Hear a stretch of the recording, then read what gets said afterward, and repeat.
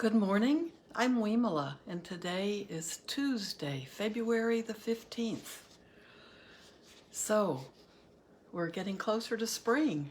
It's sunny, some snow, some snow, some clear on the ground here, but it's a beautiful sunny day. Still winter, but the days are longer. Someone mentioned that last night at our book group. That's a good thing. That's a good thing as we get further along in winter, then the days begin to give us more sunshine during the day. So I started yesterday reading from the Heartwood of the Bodhi Tree by Bhikkhu Buddhadasa. The slave of the Buddha is how you translate his name. And I think that means slave in a good way, like totally devoted to his teacher. And he was a very famous Thai monk. He died in 93. So he has written many books, and a lot of them are compilations of his talks or his writing, and they've been translated into English, and they're very well written and very clear to me. So, Heartwood of the Bodhi Tree, the Buddha's teaching on voidness, or what we often think of, it's sunyata, and we often think of that as that concept of no self, and it's often very, it's difficult to really wrap your hands around that, wrap your mind around it. So this is chapter 2. The chapter I read yesterday is called Fundamental Principles. And 2 is the spiritual doctor. So this is interesting. We'll see how much of it we want to read. And I'll try to watch the time so we have time to sit. The spiritual doctor.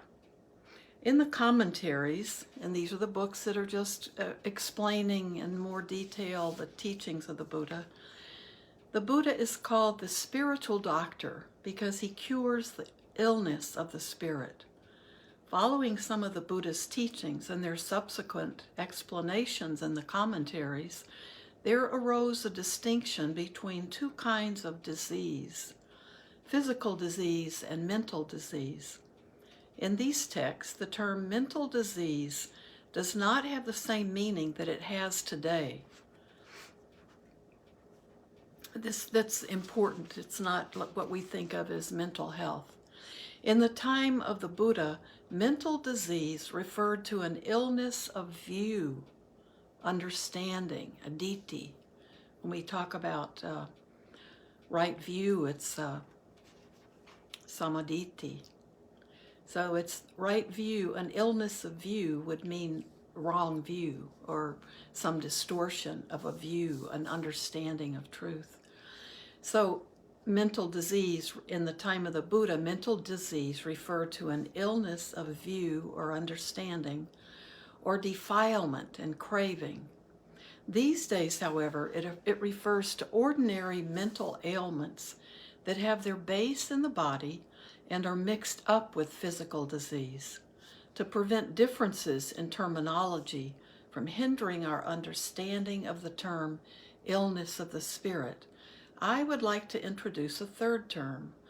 Let us consider physical and mental diseases as both being physical and use the term spiritual disease as an equivalent of the term mental disease as it was used in the Buddha's time. So in this book, when we talk about mental, he's going to use spiritual disease just to mean the same thing as mental disease as it was used in the Buddha's time. So just forget about mental health. Spiritual disease. The words spiritual and mental have very different meanings. Mental refers to the mental factors connected to and associated with the body. If we suffer from mental illnesses, we go to a psychiatric hospital or an asylum. It's not a spiritual matter. The word spirit here doesn't mean anything like a ghost or a being that takes possession of people. It refers to the subtle aspects of the mind that is ill through the power of defilement, in particular through ignorance or wrong view. The mind composed of ignorance or wrong view suffers from the spiritual disease. It sees falsely. So literally, when it looks at things, it looks at the world, at people, at any object. It's seeing falsely. Seeing falsely causes it to think falsely, speak falsely, and act falsely. Consequently, the disease lies right there in the false thought, false speech, and false action. You will see immediately that everyone, without exception, has the spiritual disease. As for physical and mental diseases, they only occur in some people some of the time. They are not so terrible. They don't give people the constant suffering with every inhalation and exhalation that spiritual disease does. Thus, physical and mental diseases are not dealt with in Buddhism. The Buddha's teachings are the cure for the spiritual disease, and the Buddha is the doctor of the spirit. Remembering that the commentators called the Buddha the spiritual doctor will make it easier for us to understand each other, for everyone suffers from the spiritual disease, and everyone has to cure it spiritually. That cure is Dhamma, the single handful of the Buddha's teachings that must be realized, used, and digested so as to overcome the disease. That's a wonderful paragraph. The cure is Dhamma, the single handful of the Buddha's teachings that must be realized, used, and digested so as to overcome the disease. You must pay further attention to the point that, these days, humanity pays no heed to spiritual disease, and so things are getting worse, both for the individual and for society. When everyone has a spiritual disease, the whole world has it. It's a diseased world, both mentally and spiritually. Rather than lasting peace, we have permanent crisis. Moreover, as we strive and struggle, we can't find peace for even a moment. It's a waste of breath to talk about lasting peace, while every side has the spiritual disease. So it's all just a matter of creating dukkha for oneself and one's side, as well as for the other side. It's as if a dukkha-making machine, dukkha is suffering, it's as if a dukkha-making machine has appeared in the world. How then can the world find peace? It hasn't changed since Buddhadasa passed away in 1993. Nothing's changed, right? The solution lies in finding the spiritual disease within the hearts of all the world's people. What can cure it? There must be an antidote for this disease. The cure is the one handful of Dhamma, that one handful of leaves as compared to all of the leaves in the forest and all of the trees and bushes in the world. The cure is the one handful of Dhamma. This then is the answer to the question of why today the teachings are not as much of a refuge for people as Buddhism intends. It's true that many people believe that Buddhism is developing and spreading much more than previously, and that those who have a correct intellectual understanding of it are more numerous than before. And it's true that there is much study of the teachings and a greater understanding of them.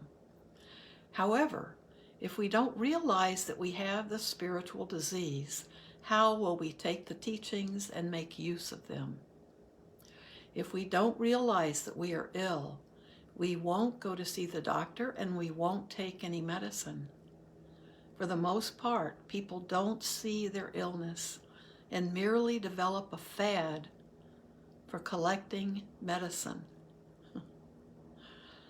It's great. These images are wonderful, aren't they? Although Dhamma is an effective medicine that needs to be taken internally, we merely listen to it and study it externally as an intellectual endeavor without feeling that we are ill and in need of the medicine. We unmindfully accept the medicine in order to store it away and clutter up the place. In some cases, we use it merely as a subject for discussion or as the basis for argument and dispute. This is why Dhamma is not yet a fully effective means to cure the world. If we are going to study Dhamma and establish Buddhist groups, we should know the ultimate aim so that the work can proceed decisively. We should direct our efforts so that Dhamma can help to treat spiritual diseases directly and quickly. Don't leave the aim so undefined that you don't know in which direction to go.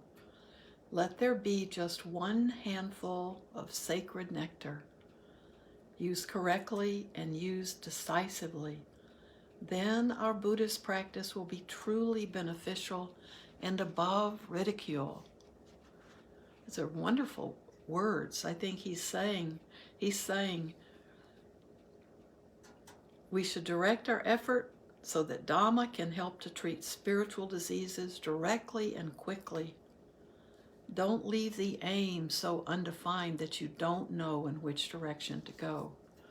And so many times I think I've heard that from people and from myself. Like, there's so much to read, there's so much to try and understand. Like, what's important? What is it we need to know? How can this help us right now today? The next section is called I and Mine. Now we will explain what spiritual disease is and how a single handful of Dhamma can cure it. Spiritual disease is the disease whose germ lies in the feeling of we and ours, of I and mine, that is regularly present in the mind. Now he's getting personal. The germ that is already in the mind develops first into the feeling of I and mine. And then, acting through the influence of self-centeredness, becomes greed, hatred, and delusion, causing trouble for both oneself and others. These are the symptoms of the spiritual disease that lies within us.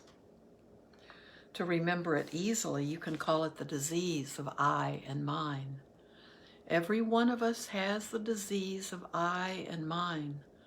We absorb more germs every time we see a form, hear a sound, smell an odor, touch a tangible object, taste a flavor, or think in the manner of an ignorant person. In other words, we receive the germs from those surrounding things that infect us and cause the disease every time there is sense contact. A Pali word for contact, a sense contact, is phassa. We must recognize this germ. Thanks, Eva, she put the PDF up again. We must recognize this germ, which is clinging, upadana, and see that it is of two kinds: attachment to I and attachment to mine. Attachment to I is the feeling that I is a special entity, that I am like this or like that I am the greatest, or something of the sort. Mine is taking something as belonging to me, that which I love, that which I like.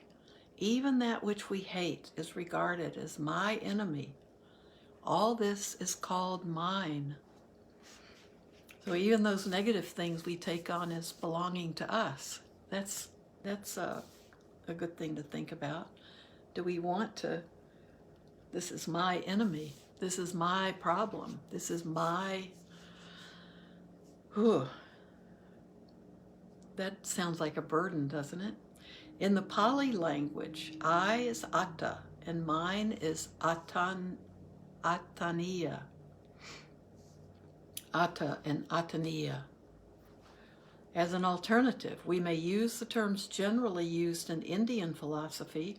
The word ahamkara, I-ing, means having or making the feeling of I, and it stems from the word ahang, I. The word mamamkara means mying, having or making the feeling of mine,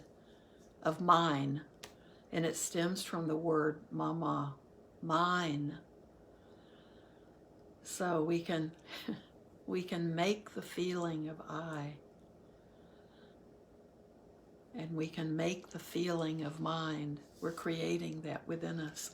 The feeling of I-ing and mying, the feelings of I-ing and mying are so dangerous and poisonous that we call them the spiritual disease. Every branch of philosophy and dharma in the Buddha's time wanted to wipe them out. Even followers of other creeds had the same aim of wiping out I-ing and mying. The difference between other creeds and Buddhism is that when they eradicated those feelings, they called what remained the true self, the pure Atman, the person. Buddha refused to use these names because he didn't want to cause any new attachment to self or things belonging to a self. So the Buddha didn't use those terms. He didn't use the term a person, a self, a true Atman. There was no need to cause any new attachment to self or things belonging to a self. The state free of I-ing and mying and is considered simply to be a perfect voidness. So the state of being free from that, this is me, this is mine, the absence of that, the state of being free of that I-ing and mying is considered simply to be a perfect voidness. So that's what the word, the voidness, what we're talking about. This voidness is called nibbana, as in the phrase, nibbana is a supreme voidness. Nibbana is absolutely void of I and void of mine, in every possible respect without any remainder. Such is nibbana, the end of spiritual disease. This matter of I or mine is very hard to see. It is, isn't it? No matter how much we read about it, how much we think we understand about it, we always come back to, I'm far from it, right? This matter of I or mine is very hard to see. If you don't take a genuine interest in it, you won't be able to understand that it is the force behind dukkha, the power behind spiritual disease. So we're right in the middle of this chapter, but I don't want to talk and read more and not be able to sit together. So I'm leaving us right there. This matter of I or mine is very hard to see. This is page 13 in the book. If you don't take a genuine interest in it, you won't be able to understand that it is the force behind dukkha, suffering. It is the power behind spiritual disease. So we'll continue on Thursday, but think about this. What causes suffering is when we see things with that lens of I-ing and mying everything.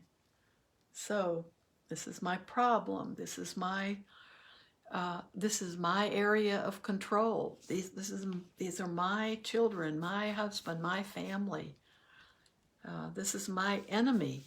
This is my suffering, my pain. So everything we see through those lenses. So this is going to help us all reach a better understanding, and then realization and digestion, as he puts it. So why don't we sit together? We can sit for about, if you have to leave, we can just begin to sit, and then when I have to stop in about 10 minutes, then you can continue if it's a good time for you. And let's just be with the breath. I think working with the breath is going to be one of our best helps in terms of working with the thinking. When we see this thinking arising, when we're meditating, it's usually something that can just become thinking. So we might as well just be sitting at our desk, just thinking things. So working with the breath can be our number one way to become aware when we're just ruminating and thinking during meditation. When we lose track of our breath, if we're counting our breath and we lose track of it, then we know we've become distracted. And it might be from our thinking, just letting thoughts creep in, which is natural for our brain to want to do. So we're working with our stubborn brains. So let's sit and just allow yourself to find a posture where you feel like you're lifted up. And you can be walking. You can be on a busy train. You can be in the midst of a lot of noise and still be able to practice. I'm really practicing rolling my shoulders back because they need to be rolled back, but also to just increase all of this space for breath so my lungs can just fill up more easily just with my natural breath.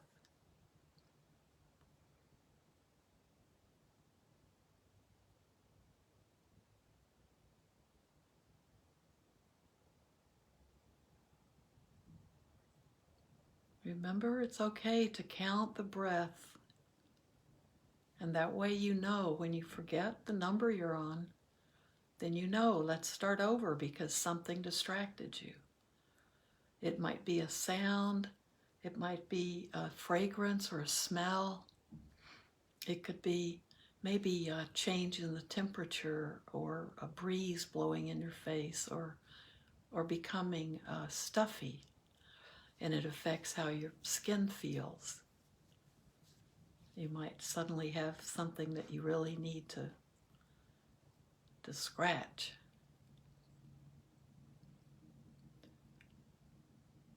That can be a distraction. And then if the mind begins to think, often triggered by some other sense contact, then we become distracted from one breath to the next. Inhale 1, exhale 1. Only count up to 5 breaths and start over. Or Robert Thurman suggests 10 breaths and start over again at 1. Don't try to count beyond that because it makes it a little too complicated.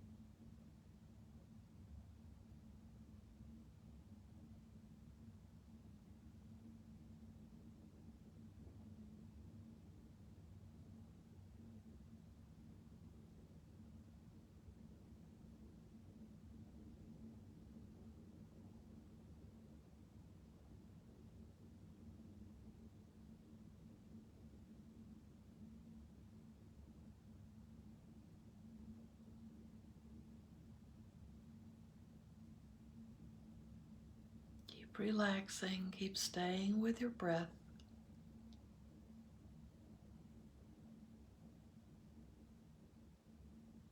Stay with the count of your breath so you're not cheating.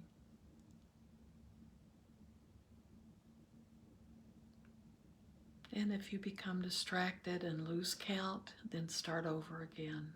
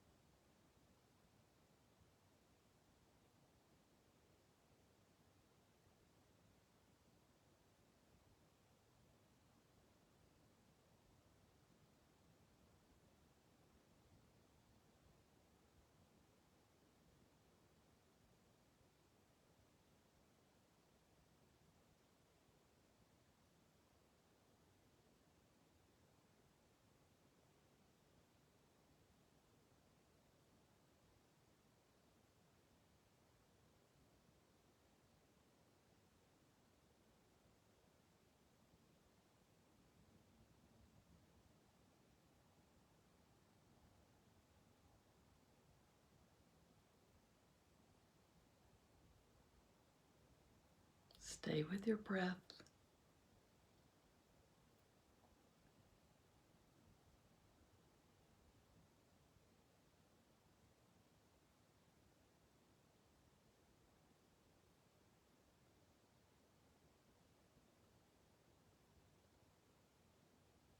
Whatever is going on outside of yourself,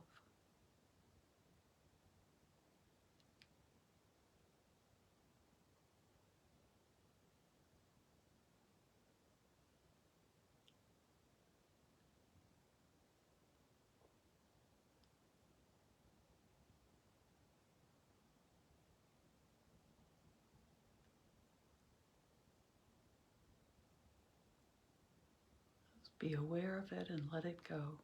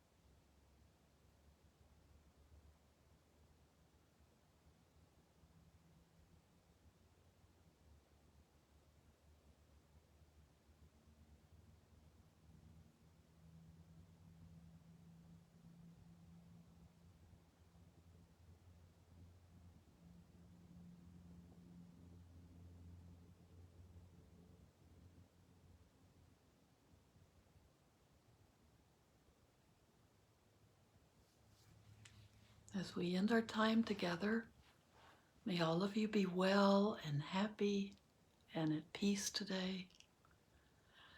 And may everything that we say and do and think be done not only for our own benefit and our own harmlessness, but also for the benefit of all sentient beings.